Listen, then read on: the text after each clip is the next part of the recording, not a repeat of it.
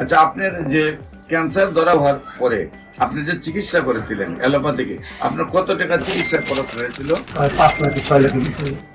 বিশেষ করে আমার সাথে MBBS doctor, DSMS doctor, BSMS ডাক্তাররা আছেন গণস্বাস্থ্য হোমিওতে, এবং আমরা সবাই সহযোদ্ধা হিসাবে নিয়ে কাজ করে আমরা যে সফলতা পেয়েছি তার একটু প্রমাণ আপনাদের সামনে তুলে ধরছি।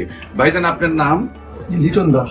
লিটন দাস। কিভাবে কোথায় চিকিৎসায় যান, কিভাবে চিকিৎসা আপনার এই রোগ ধরা পড়ে এবং কোথায় কোথায় চিকিৎসা করেছেন এবং কিভাবে সুস্থ হয়েছেন একটু দেশবাসীর উদ্দেশ্যে বলেন। প্রথমে আমার 2-2.5 বছর আগে ক্যান্সার ধরা পড়ে, লাং ক্যান্সার। এখানে আমার অপারেশন হয়, একটা লাং চলে যায়, একটা লাং এটা ফেলা যায়, একটা রাখি। আর কেমো দিয়েছিলাম 3-4টা কেমো দেওয়ার পরে আবার 2 বছর পরে এটা ফিরে আসে শরীরে। ডাক্তার বলে আবার কেমো দিতে হবে। তো আমি আর কেমন না দিয়ে আপনার স্বর্ণপূর্ণ আপনাকে ফেসবুকে বিভিন্ন আপনি প্রথম যখন ডাক্তারের কাছে গেছেন, যাওয়ার পরে ধরা পড়ছে আপনার ক্যান্সার হয়েছে। হ্যাঁ, তো ক্যান্সার হওয়ার আগে আপনি ডাক্তারের কাছে গেছেন, আপনার কি প্রবলেম হতো? আমার কাশি হইতো।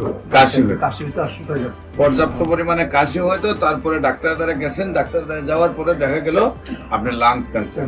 তারপরে আপনি লাং কেটে ফেলেন, কেটে ফেলে 2 বছর মোটামুটি একটু সুস্থ থাকেন। তারপর আবার ক্যান্সার ব্যাক করে আবার কফ টফ সব চলে আসে। সম্মানিত দেশবাসী, প্রত্যেকটা ক্যান্সারে কেমোথেরাপি, রেডিওথেরাপি বা অপারেশন করার পরে কিছুদিন ভালো থাকে, আবার রিটার্ন ব্যাক করে।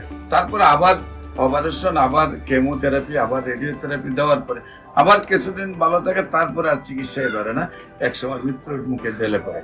সবাইকে আমাদের অফিস ভিজিট করার আমন্ত্রণ জানিয়ে যে কোনো প্রয়োজনে স্ক্রিনে দেওয়া নাম্বারে যোগাযোগ করার জন্য আহ্বান জানিয়ে শেষ করছি। সবাইকে ধন্যবাদ।